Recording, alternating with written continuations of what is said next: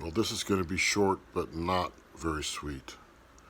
I awoke between 2 and 2:30 this morning, and immediately the spiritual attacks began, and they were intense. And I will be honest, I was worried for my heart, and it was so intense. I even texted a good friend and kind of a spiritual buddy who and asked her to pray for me.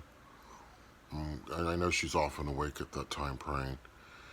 And here's what I believe: sometimes we are awakened at certain times in the middle of the night to do intercessory prayer in order to prevent some possible calamity or disaster that we know nothing about from happening. But this is my barometer. This is how, when the spiritual attacks are this intense, it's an indication to me that we are heading towards something very bad, or something very bad needs to be somehow avoided or curtailed. That's a better word.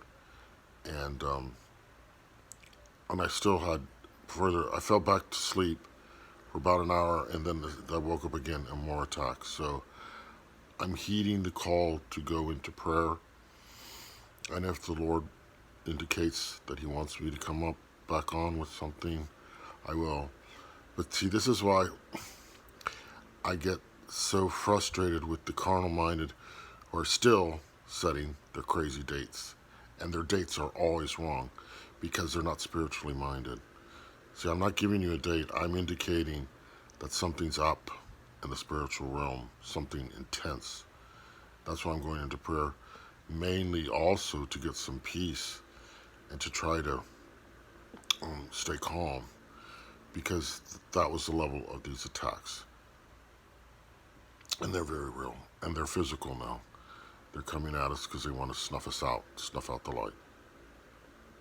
And I don't even like giving this little bit of warning because I will pay a price for it, I know.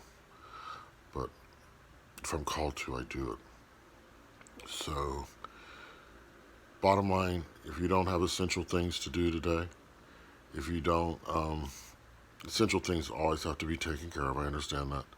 But beyond that, spend as much time as you can in prayer and listening for inspiration from the Holy Spirit. If you can, go into the Word, whatever you can do to draw near to Jesus and listen for His voice.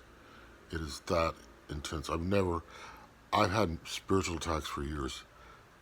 I don't remember anything like this where I wasn't sure if I was going to make it to the morning, to now. And that's a scary thing. But perfect trust. I just prayed the holy name over and over and asking for perfect trust. That's what we have to do. But this is my measure.